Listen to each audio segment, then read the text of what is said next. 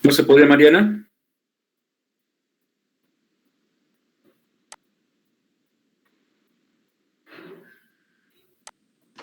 Creo que no.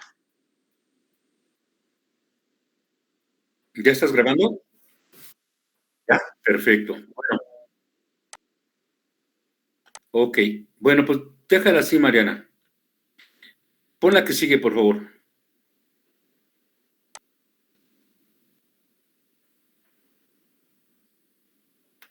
Muy bien.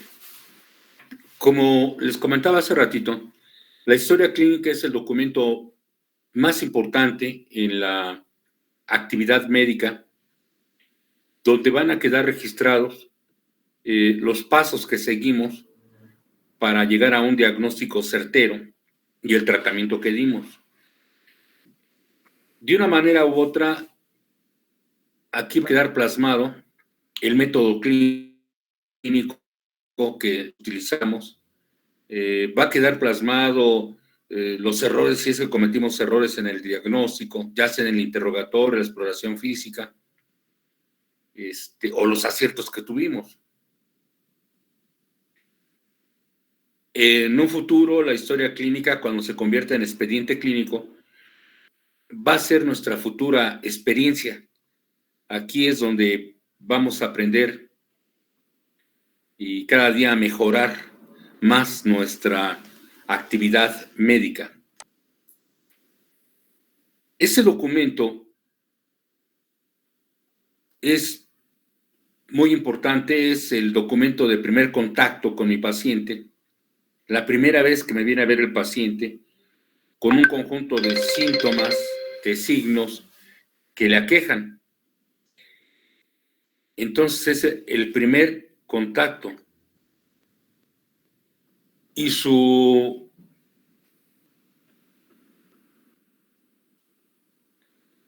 objetivo final de la historia clínica es llegar a un diagnóstico primario y dar un tratamiento.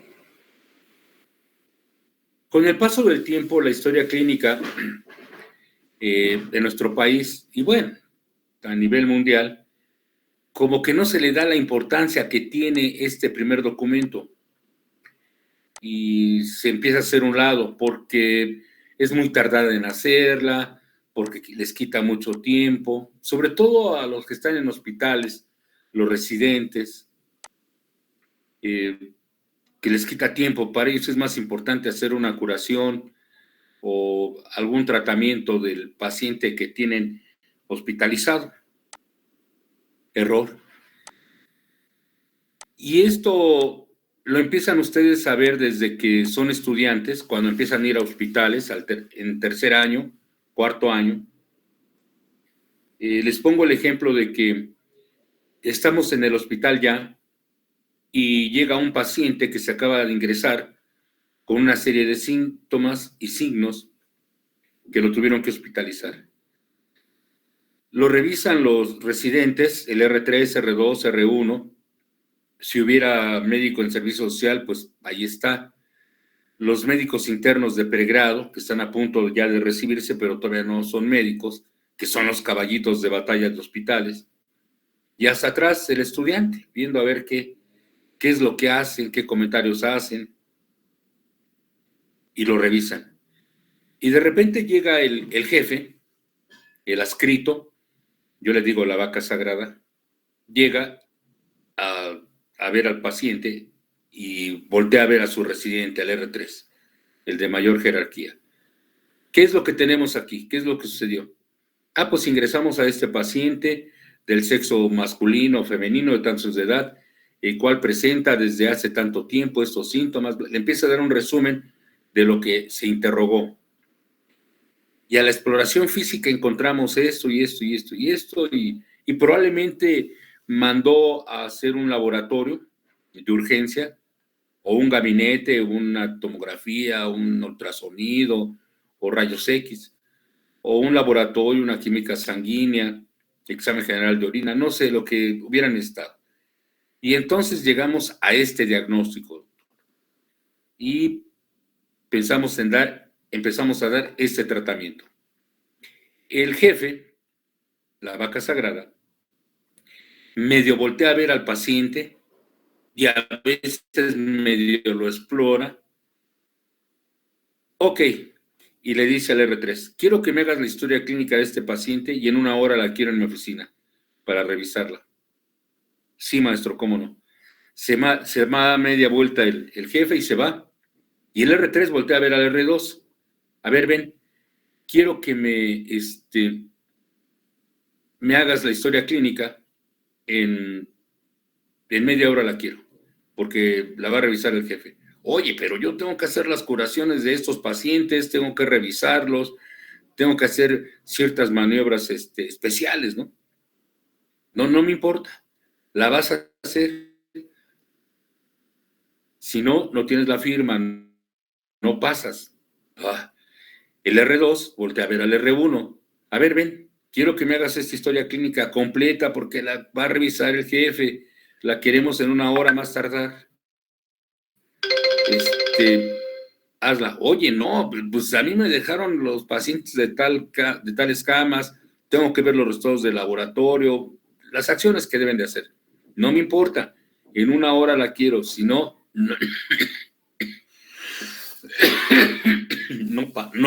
no pasas. Entonces, el R1, en la desesperación, voltea a ver si hay médico en servicio social, a ver, ven, me vas a hacer la historia clínica de este paciente. En 1 hora la quiero porque el jefe la va a revisar. Oye, no puedo. Tengo que ir a hacer visitas a la comunidad, mi facultad me lo pide, y también tengo que hacer las notas de algunos pacientes. No me interesa. Quiero la historia clínica en 1 hora. Si no, no pasas, no tienes la firma.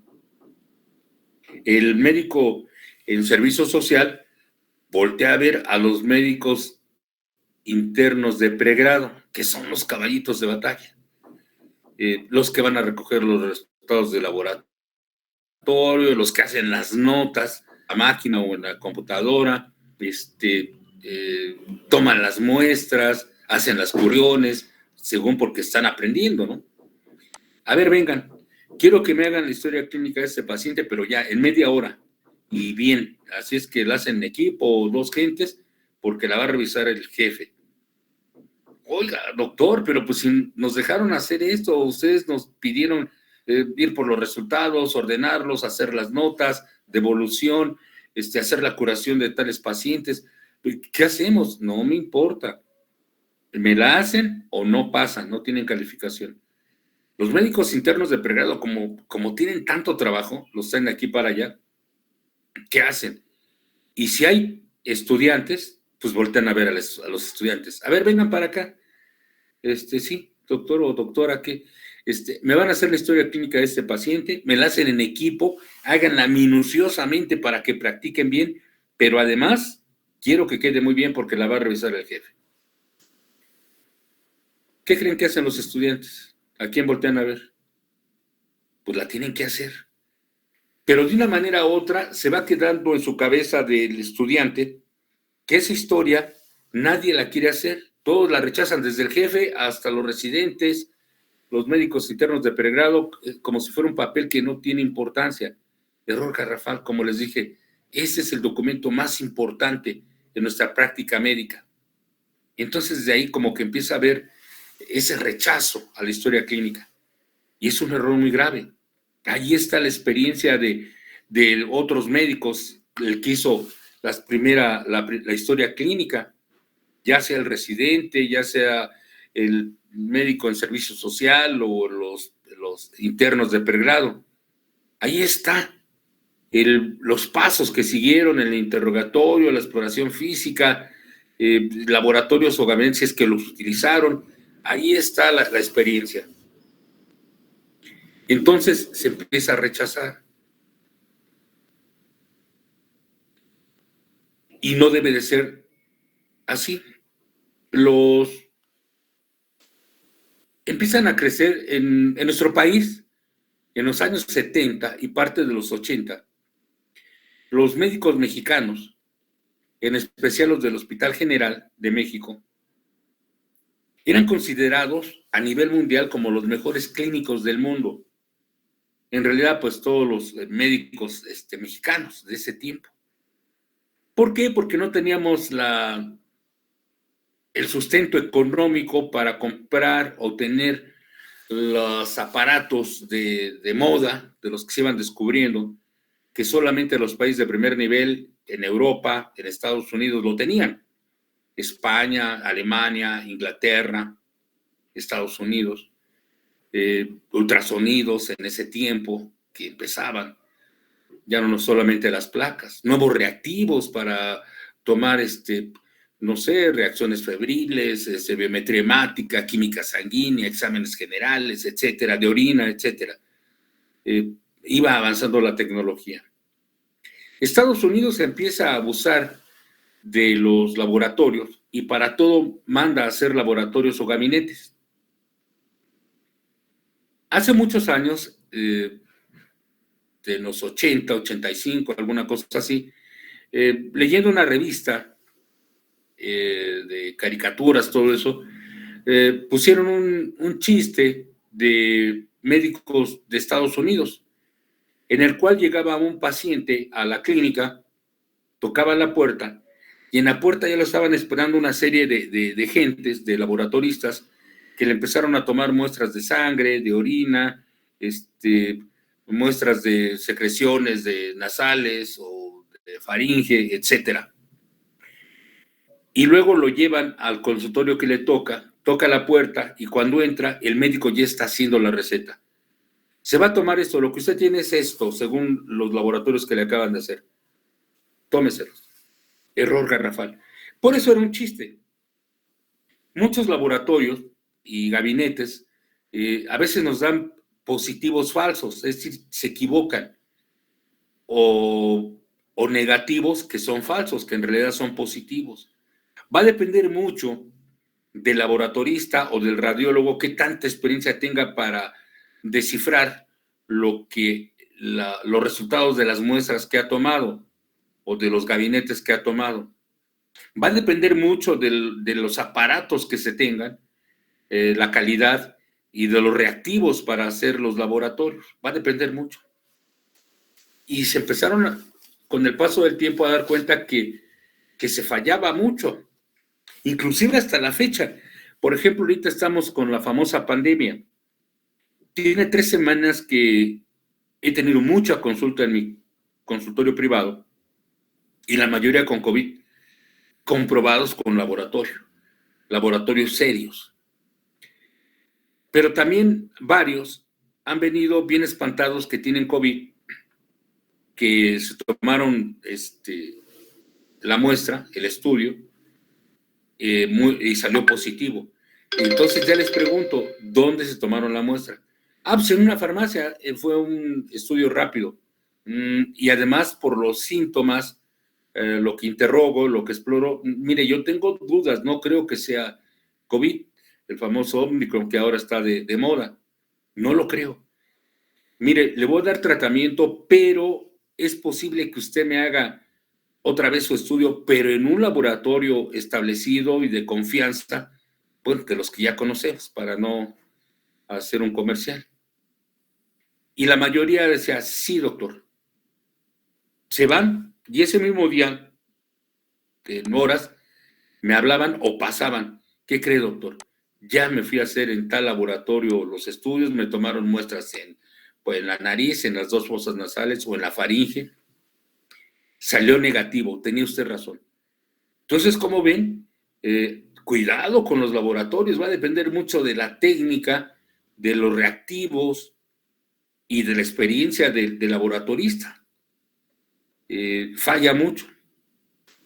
Los mexicanos somos muy especiales, todo copiamos, en especial a los estadounidenses. La moda de vestir, de comer, inclusive de desenvolvernos en nuestro medio ambiente, y obviamente no podía faltar lo de medicina. Y empezamos a copiar a finales de los 80, 90, también el uso de los laboratorios y gabinetes para todo. De hecho, salieron algunos programas en Estados Unidos de médicos que para todos sacaban estudios y con eso, wow, llegaban al diagnóstico certero. Pues es una fantasía y además que es muy caro. En realidad los estadounidenses empezaron a abusar de los laboratorios y gabinetes porque empezaron a tener muchas demandas por supuesta negligencia médica. Y una manera de protegerse era tener los resultados de laboratorio y de gabinete que respaldaban el diagnóstico que habían dado y el tratamiento, obviamente. La mayoría de las demandas, pues era más que nada para sacarle dinero al médico. Empiezan a abusar de eso. Nosotros empezamos también a abusar de esos laboratorios y gabinetes, tratando de hacer un mejor diagnóstico, y empezamos a perder la clínica. Es muy caro para el paciente hacerlo. Una tomografía, un ultrasonido, la misma biometría hemática o la química sanguínea, el examen general de orina. Son caros. Y además no es necesario estrictamente. Lo principal es empezar a hacer una buena historia clínica, un buen interrogatorio ordenado, minucioso, y hacer una buena exploración física minuciosa, con orden, de la cabeza a los pies, para llegar a hacer el diagnóstico. Si fuera necesario, tenemos dudas, mandaríamos a hacer el laboratorio o el gabinete, pero si no, no. Empezamos a perder la clínica, dejamos de ser los mejores clínicos a nivel mundial. Y los latinoamericanos, centroamericanos, del Caribe, los cubanos, empiezan a aumentar esa clínica precisamente porque no tenían la solvencia económica para hacerse de esos nuevos aparatos, los nuevos reactivos, mandar a su gente a especializarse a Estados Unidos o a otro lugar de Europa. Empiezan a crecer en la historia clínica, en la clínica. ¿Saben ahora quiénes son los mejores clínicos a nivel mundial? Mariana Villanueva. ¿No? ¿Me escuchas, No, Mariana? no, la verdad no conozco. Los cubanos. Y precisamente pues por el bloqueo, la cuestión económica. Y tienen que echarle mano de la historia clínica. De ahí por qué esa primera fotografía. Es un cubano y ellos dicen en sus libros que no, el médico no debe de perder la silla y la mesa, y se refiere a sentarse y empezar un diálogo con su paciente de una manera adecuada. Saber cómo voy a ganarme la confianza de mi paciente para que me diga todos los datos que necesito de sus síntomas que le aquejan. Y luego una buena exploración para llegar a un buen diagnóstico. Primero, sentarse con su paciente, darle la famosa tribuna libre, que me diga qué es lo que le pasa, y a su manera del paciente me va a decir qué síntomas tiene, desde cuándo los tiene, y a lo mejor va a ser en desorden, va a decir cómo empezó o cómo está ahorita, y luego se regresa a cómo inició, o luego se va a cómo evolucionó, se vuelve a regresar al inicio, o se va en cómo está en este momento, está en desorden. Esa tribuna libre le damos al paciente 5 o 10 minutos, algunos autores mencionan que hasta 15 minutos, que se exprese como él quiere, como quiere el paciente. Ya después de eso, el médico lleva las riendas del interrogatorio y lo va a hacer en el orden que él decida, él es el que manda, y él va a ir ordenando cómo va preguntando los síntomas. Los cubanos ahora nos dicen, no pierdan eso. Con el paso del tiempo, también nosotros en los 90 empezamos a tener demandas por supuesta negligencia médica, y también muchos han sido por sacarle dinero al médico. Pero ya empiezan a ver en Europa, mismo Estados Unidos, a darse cuenta que están perdiendo lo más importante, que es la clínica, y se trata de recuperar. En nuestro país también se trata de recuperar. En nuestra facultad es una de las fortalezas que se supone que tenemos, que es la clínica. Nos reconocemos en nuestro país, principalmente aquí en el distrito, en los diferentes hospitales, porque nuestros alumnos que salen son muy buenos clínicos. Se supone que esa es nuestra fortaleza. Entonces se trata de recuperar. La que sigue, por favor.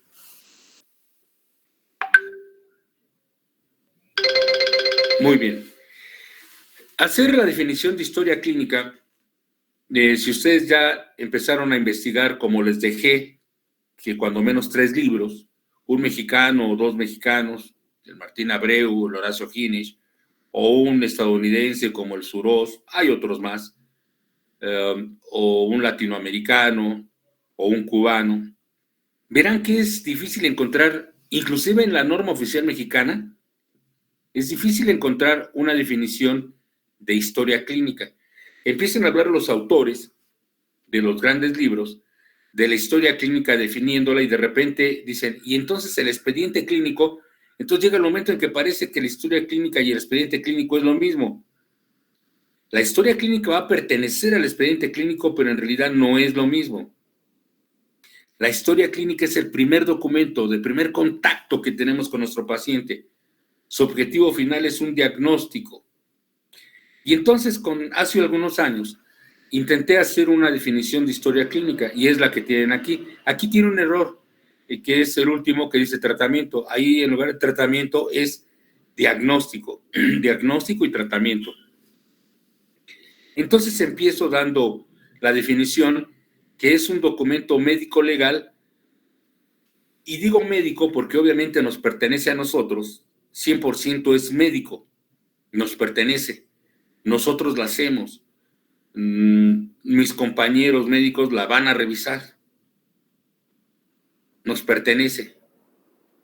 Legal, desde el punto de vista médico, si en mi paciente se fuera a otro estado de la República, o inclusive a otro país, donde sea, así el más lejano, y lleva alguna enfermedad, y lleva su historia clínica, o ya su expediente que se forma con el tiempo, en el lugar que vaya, y si tiene un tratamiento o un seguimiento médico, los médicos de donde esté deben de respetar el diagnóstico y el tratamiento que se le dio aquí, a menos que mi paciente decida, le pida a los nuevos médicos del estado o diferente país que le hagan un nuevo estudio, que hagan un nuevo estudio, un nuevo interrogatorio, una nueva exploración física, o lo que se necesite para corroborar el diagnóstico. Y si fuera necesario, cambiar el tratamiento porque no ha sentido mejorías. Solamente así se puede, lo pueden cambiar cuando el paciente lo pide. Desde el punto de vista legal, también jurídico, lo que decía de las famosas demandas por negligencia médica, como les dije, en este documento va a quedar plasmado todos los pasos que seguí para realizar la historia clínica y llegar al diagnóstico, es decir, el método clínico que utilicé. Y ahí va a quedar plasmado si hubo errores, qué errores cometí. O va a quedar plasmado los aciertos que tuve, que realmente fue bien. Entonces, esta historia clínica, este documento, me puede salvar de esa famosa demanda o me puede hundir. Aquí está el error. Si usted tuvo la culpa, le faltó hacer esto a estos laboratorios o estos gabinetes, o no hizo bien su exploración, o no hizo bien su interrogatorio, aquí está plasmado. Entonces nos puede hundir. Por eso es un documento legal. En este documento médico legal es donde se van a registrar los síntomas y signos que presenta en ese momento mi paciente. Es la primera vez que lo veo. desde cuándo los tiene, cuántos días lleva, qué signos aparecieron, si con el paso de las horas o los días se agregaron otros más, o se aumentaron de intensidad, o empezaron a desaparecer. Y en este momento que estoy interrogando, ¿cómo están esos síntomas de mi paciente? Entonces voy a poner un ejemplo. Vamos a suponer que mi paciente llega por primera vez conmigo porque se siente mal. Como les dije anteriormente, primero le doy una tribuna libre que me diga a su manera, 5 o 10 minutos, qué es lo que siente. Y me dice que desde hace 3 semanas empezó a sentir mucha sed, que se llega a tomar hasta 2 litros de refresco en el día y agua también, y que a pesar de que está tome y tome líquidos, no se le quita la sed, sigue con mucha sed. Y además, pues, por lógica, está orine y orine y orine cada rato, y la orina es como que muy oscura, o se ha aumentado de color, y penetrante. Y orina poco, frecuente, pero menos cantidad. Y que además siente como que está bajando de peso. Dice, tengo como una semana como que siento que estoy bajando de peso, doctor, a pesar de que estoy comiendo bastante, porque me da mucha hambre. Como y no se me quita el hambre. Sigo teniendo antojo de algo, comer algo, y tengo que comerlo porque no puedo, tengo mucha hambre. Entonces, en ese conjunto de signos y síntomas que me está dando, ya después yo lo ordeno, ya le diré, voy a ordenar médicamente, que más adelante les diré cómo se hace, ordenar ese interrogatorio. Una vez que me dijo sus signos y síntomas, voy a anotar en este documento los antecedentes que tengan relación con el padecimiento actual, es decir, esos signos y síntomas que tuvo. En ese ejemplo que les puse, pues obviamente primero voy a preguntar, bueno, aparte de su ficha de identificación, voy a preguntar los antecedentes heredofamiliares o hereditarios y familiares, que ahora sí se denominan. Y voy a preguntarle si su abuelo paterno, materno, o la abuela materna, paterna, tuvo diabetes, o sus papás, o sus hermanos, o los de segunda línea, que son los tíos, primos, paternos y maternos. Ahora se agrega también pareja, hijos, que aquí no sería importante por esta patología. Ya les explicaré también en su momento por qué no. Y si me dice que sí, sí, mi abuelo materno y mi abuela tuvieron diabetes y mi papá también tiene diabetes. ¡Wow! Empieza a confirmar mi hipótesis de que es una diabetes mellitus, lo que tiene mi paciente. Le voy a preguntar otros antecedentes, por ejemplo, en los antecedentes personales no patológicos, le voy a preguntar, por ejemplo, qué es lo que come. Por semana, cuántas veces a la semana come tortilla, pan, toma el refresco, pastas, azúcares, comida chatarra, como, no sé, los chicharrones, los chetos, charritos, los gansitos, todos esos pastelillos. Y también le voy a preguntar un ejemplo de 24 horas. Díganme, por ejemplo, ¿qué es lo que desayuna? Pues yo desayuno en el trabajo, doctor. Mire, todos los días tomo refresco. Ya le dije que fácil, 2 litros. Coca-Cola, la normal, y un poco de agua. Tortilla, pues diario. La comida, pues me como 10, 12 tortillas. Pastas, pues casi diario, doctor. Probablemente 5 o 6 veces a la semana. El azúcar, bueno, pues para endulzar mi cafecito, ya sabe, 3, 4 cucharaditas para que sepa bien. En la noche me tomo mi café con esas cucharadas de azúcar que le digo y 2 panecitos de dulce para dormir bien, doctor. Entonces ahí ya me empieza a ir reafirmando mi hipótesis. Tiene una diabetes mellitus por la gran cantidad de carbohidratos que está comiendo. Pues en las mañanas voy a trabajar y pues ahí desayuno. Entonces mando al Office Boy a que nos traiga una tortita de tamal y un atolito para empezar a trabajar, doctor. La famosa tortita de tamal, el puro tamal tiene aproximadamente 800 calorías, el clásico, calorías, más el pan, son como 1200 calorías, nada más en esa famosa guajolota o tortita, como le quieran llamar, de tamal. 1200 calorías, casi todo lo que tiene que consumir en todo el día, más el atolito, que es muy dulce, mucho carbohidrato, vienen siendo como 1600 calorías en esa comidita, en ese desayuno. Casi todo lo que tenía que comer en 24 horas. Sigue confirmando mi diagnóstico, mi hipótesis. Todavía no llego al diagnóstico final. ¿Qué más le voy a preguntar a ustedes personales no patológicos?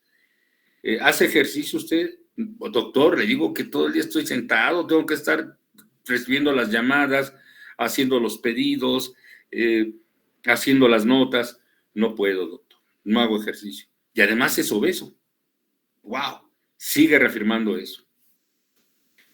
Entonces, aquí voy a anotar todos los antecedentes. Se anotan todos, los antecedentes personales no patológicos, los antecedentes personales patológicos, el interrogatorio por aparato de sistemas. Obviamente, el padecimiento actual. Ahí me hago una hipótesis y ahora voy a echar mano de un laboratorio. Aquí solamente en caso de que tenga dudas. Aquí ya no tengo dudas. No, perdón. Voy a hacer la exploración física después de los antecedentes. Voy a hacer una exploración física completa, minuciosa, de la cabeza a los pies. Entonces, yo ya voy con la idea de que tiene diabetes. Lo voy a corroborar. ¿Qué espero encontrar en cara? Por ejemplo, en boca, voy a encontrar que sus mucosas, sus carrillos, su lengua, está deshidratada, está reseca. Y muy probablemente tenga un olor dulzón. Los libros mencionan como a manzanitas dulces. Y lo encuentro. ¡Wow! Sí, tiene diabetes. Y obviamente exploro todo lo demás. Su peso, a ver si realmente está bajando. Y sí, seguramente está bajando. Vamos a revisar su abdomen, bueno, obviamente el tórax, corazón, todo. El abdomen, pues ver su hígado, su páncreas, a ver si llego a tocar algo, sus riñones, ver que no estén dañados, etcétera. Ya tengo el diagnóstico, pero no sé cuánta glucosa tiene en sangre, cuánta azúcar. Yo calculo por lo que exploré, que él ha de tener arriba de 200, yo calculo como 280 o 300 de glucosa. Y además por los antecedentes, que es lo que come. Entonces, solamente en ese momento, solamente voy a mandar a hacer un examen de sangre. Como es la primera vez, algo rápido, pues le mando a hacer un destroxis en su dedo y me reportan que tiene 280 de glucosa. ¡Wow! Acabó de confirmar la cantidad, pero el diagnóstico ya lo tenía. Y el laboratorio me lo acabó de reafirmar. Entonces voy a llegar, ahí lo que les dije, el error, sigue el diagnóstico y por ende voy a dar un tratamiento. Esa es la historia clínica, el documento de primer contacto. ¿Cuál es el objetivo? Llegar a un diagnóstico certero y temprano y por ende dar un tratamiento. ¿Hasta aquí tienen alguna pregunta, Mariana Villanueva?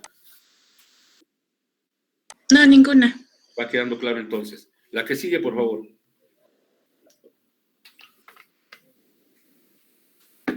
El expediente clínico. El expediente clínico, miren, en primer año no lo vamos a desglosar o hacer como se debiera. Lo principal hacer es la historia clínica. Pero hay un profesor de segundo año que me pedía que diera expediente clínico, como si fuera lo más importante o fuera lo mismo que la historia clínica. Entre mis funciones en escuela, soy tutor de medicina, pertenezco al curso propedéutico, precisamente me dieron este tema de historia clínica y expediente clínico. Les gusta a mis compañeros, dicen que lo manejo muy bien, gracias, espero que así sea. Soy parte del grupo que hace los exámenes teóricos profesionales, los que van a hacer su examen profesional. Yo soy parte de ellos, de hacer las preguntas, respuestas de ese examen, y también soy jurado del examen profesional práctico. Desde que inició, soy jurado, parte del jurado. En el propedéutico, este doctor que les digo que de segundo año, que probablemente lo van a tener, muy bueno, por cierto, como todos tenemos fallas.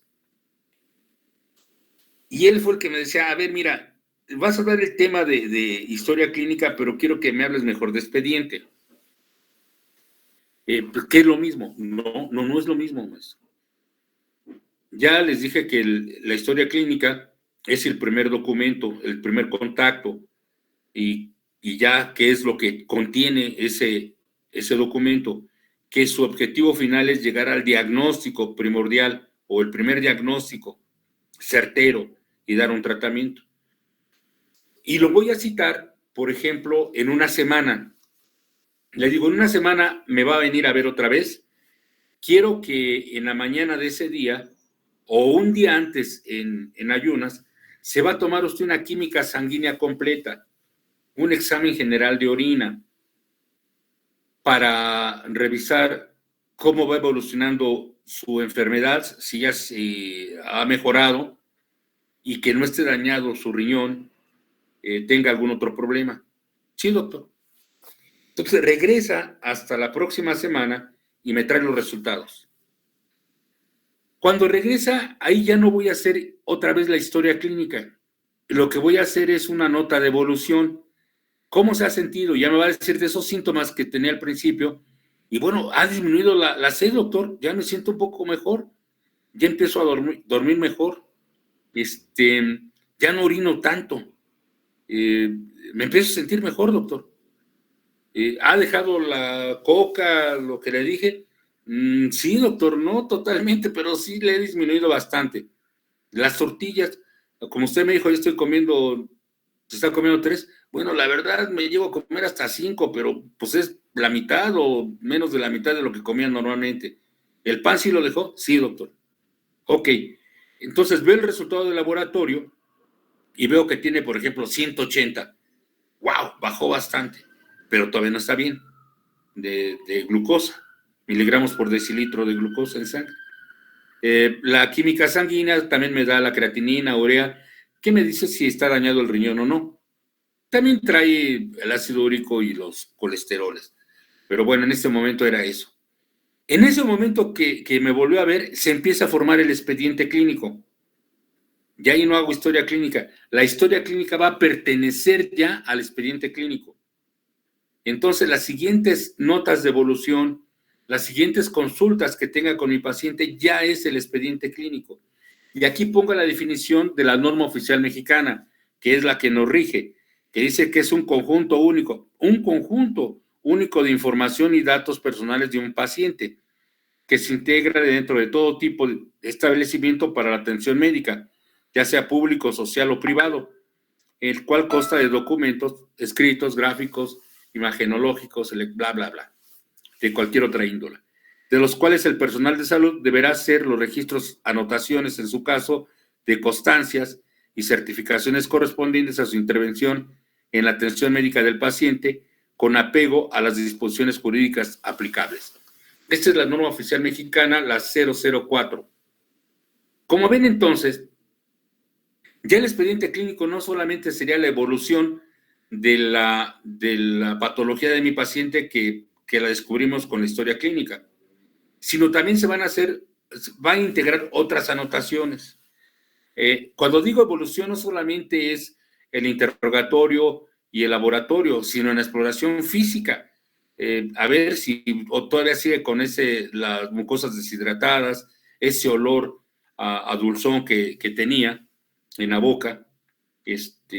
Vamos ahí a poner los cambios que han existido o si sigue igual en esa semana. Si estuviera internado,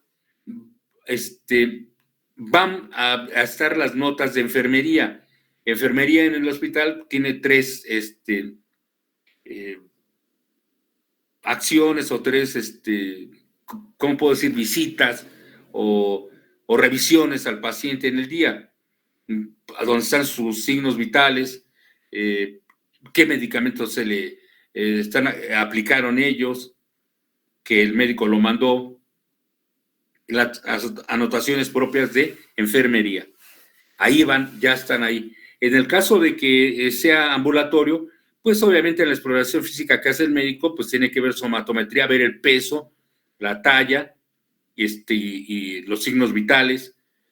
Van a ir anotados ahí en la nota de evolución, ¿verdad? Después del interrogatorio de los cambios que ha tenido, veo la exploración física y anoto ahí ahora su nuevo peso, si es que ha habido cambios, sus signos vitales, que encontré en la exploración física y obviamente el resto del laboratorio nuevo. Pero también va a ir otros documentos. Si el paciente tuviera necesidad, ya sea ambulatorio o en hospital, requiere de un certificado, por ejemplo, de salud, para llevarlo a su trabajo o a su escuela, si es que estudia, de cómo está, que está enfermo y que pues no puede asistir o por qué faltó o está hospitalizado. Entonces, también se le va a dar la constancia, pero ahí va a quedar integrada en el expediente clínico.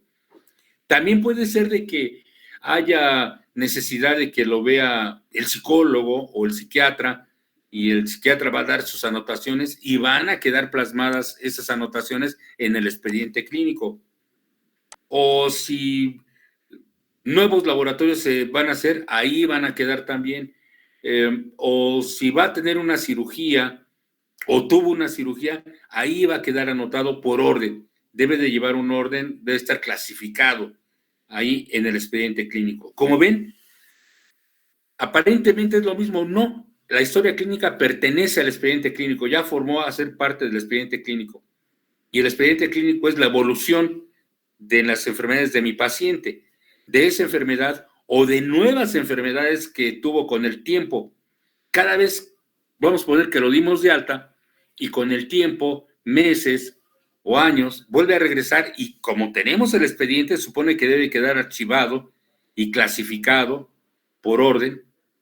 Lo revisamos, ya no vamos a hacer la historia clínica, sino vamos a anotar el nuevo diagnóstico que llegamos, qué nuevo diagnóstico tiene y otra vez qué tratamiento le vamos a dar y seguimos con la evolución y las notas que sean necesarias. La que sigue, por favor.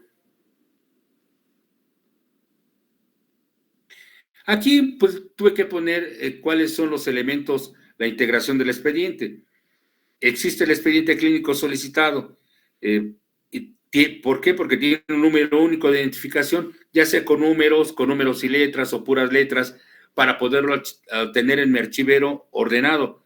Y cuando llegue, por ejemplo, está clasificado con la primera letra de su apellido y los números, 01 o 001, por ejemplo, A001, porque es su primer apellido, el que sigue A002, no sé, cada quien tiene su manera de clasificarlo.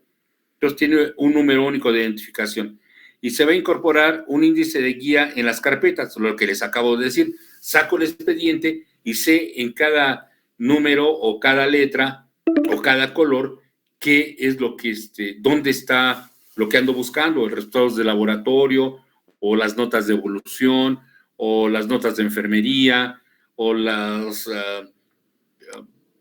certificados que se le ha dado o si ha tenido cirugías, cómo resultó de la cirugía, no sé, va a estar clasificado. Y el escrito con letra legible en lenguaje técnico médico, importantísimo, que más adelante se los voy a explicar. No debe estar sin abreviaturas, tachaduras o enmendaduras. Se abusa mucho de las abreviaturas y cada hospital, cada área de la medicina tiene sus abreviaturas y cree que todos los vamos a manejar. No es así. Cada hospital tiene una abreviatura específica que la entienden perfectamente ellos, pero otro de otro hospital o alguien que no pertenece ahí, aunque sea médico, a veces no la va a entender. Entonces se trata de evitar que se hagan las abreviaturas y no utilizar el famoso corrector y todo eso, ¿no? Que puede malinterpretar a la hora que leamos el expediente. Y se anexa la lista de verificaciones para las intervenciones quirúrgicas, lo que les decía hace rato. La que sigue, por favor. Ok, el método clínico. Tenemos un método clínico que es paralelo al método científico, con el que vamos a basarnos para realizar la historia clínica. Debemos de seguir este orden. Primero, igual que el método científico, primero tiene un planteamiento del problema. No lo puse ahí. Ustedes lo van a integrar. Ahí puse interrogatorio, pero primero es planteamiento del problema. ¿Cuál es el planteamiento del problema en el método clínico? ¿De qué está enfermo mi paciente? Está enfermo, todavía no sé de qué es. En el método científico, una vez que se plantea el desconocimiento en la ciencia, se marca o se hace un marco teórico en el que se van a investigar todo lo que se haya escrito, todo lo que se haya investigado sobre el problema que no se ha resuelto. Todo lo que se encuentre a nivel mundial sobre eso, de los investigadores, obviamente, reconocidos. Si encuentro la respuesta al problema, ya no tiene caso seguir investigando. Si no lo encuentro, tengo que seguir investigando. En el caso del método clínico, ese marco teórico va a corresponder al interrogatorio. Otra vez lo que les decía hace rato. La silla, la mesa. Y voy a hacer un interrogatorio con mi paciente. Primero, le hago una ficha de identificación, que más adelante la vamos a ver. Nombre, edad, sexo, estado civil, bla, bla, bla.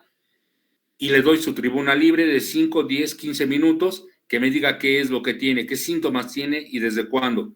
Y ya después yo lo voy a ordenar, yo lo voy a ir dirigiendo de cómo me debe ir diciendo esos datos. Los antecedentes, todos los antecedentes que tenga. Entonces, el interrogatorio. Y ahí ya me voy a hacer una hipótesis, es el paso que sigue en el método clínico. Así como el ejemplo que les puse al principio del diabético. Creo que tiene diabetes. ¿Cómo voy a corroborar esa hipótesis? Por la exploración física. Hay otra vez ese profesor de segundo año, muy bueno, insisto, hizo un libro de neurología, de exploración neurológica, y pone el método clínico. Y él pone que los pasos del método clínico es interrogatorio y después exploración física y después sigue hipótesis. Error garrafal. Y no solamente porque yo lo diga. También los grandes autores de los libros mexicanos, anglosajones, europeos, latinos, pues mencionan que primero el interrogatorio y me hago una hipótesis. Después de la hipótesis va la exploración física, con la que voy a corroborar mi hipótesis. Lo que hablamos hace rato, ¿qué espero encontrar de este diabético?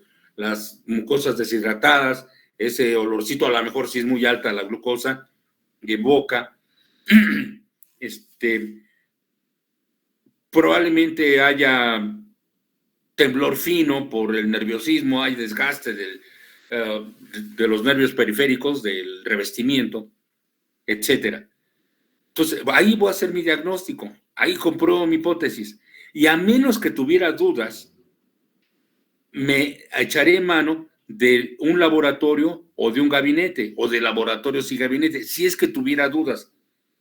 O necesito confirmarlo bien, como en el ejemplo que les puse. Si es diabético, pero ¿qué tanta glucosa tiene en sangre? Y esto me puede empezar a acabar de hacer el diagnóstico si es una diabetes insulino dependiente o es una diabetes insulino no dependiente. Me ayudaría a aterrizar bien ese diagnóstico que ya hice. Pero solamente en caso necesario, si no, no se realiza, no es de primer contacto. Y esto me va a llevar el siguiente paso del método clínico al diagnóstico. Aquí sí lo puse bien. Diagnóstico y por ende al tratamiento. Y ese es el método clínico que vamos a utilizar. Sencillo, pero que debemos de aprender a llevarlo. Y ahí es donde se complica el asunto cuando no le damos la importancia que merece. Hasta aquí, Mariana Villanueva, ¿tienen alguna pregunta, alguna duda? No, profesor. ¿Todo va bien? Perfecto. ¿Lo sigues grabando, verdad, Villanueva? Ok, nos quedan 4 minutos. Digo, de esta primera parte. Nos vamos a salir ahorita, vamos a descansar 20 minutos, son las 12. A las 12:20 les voy a mandar el nuevo link para que nos volvamos a conectar y seguir con la clase. Descansen un poco. Mariana, entrando al nuevo link, vuelves a poner, por favor, la presentación, ¿de acuerdo? Sí, doctor. Y ya Villanueva, pues si nos haces favor de seguirla grabando para que se la pasen a sus compañeras que no se pudieron conectar, para que estén al tanto y no se atrasen, ¿de acuerdo? Bueno, entonces descansen un rato, 20 minutos, a las 12:20 nos volvemos a conectar. Hasta luego. Gracias.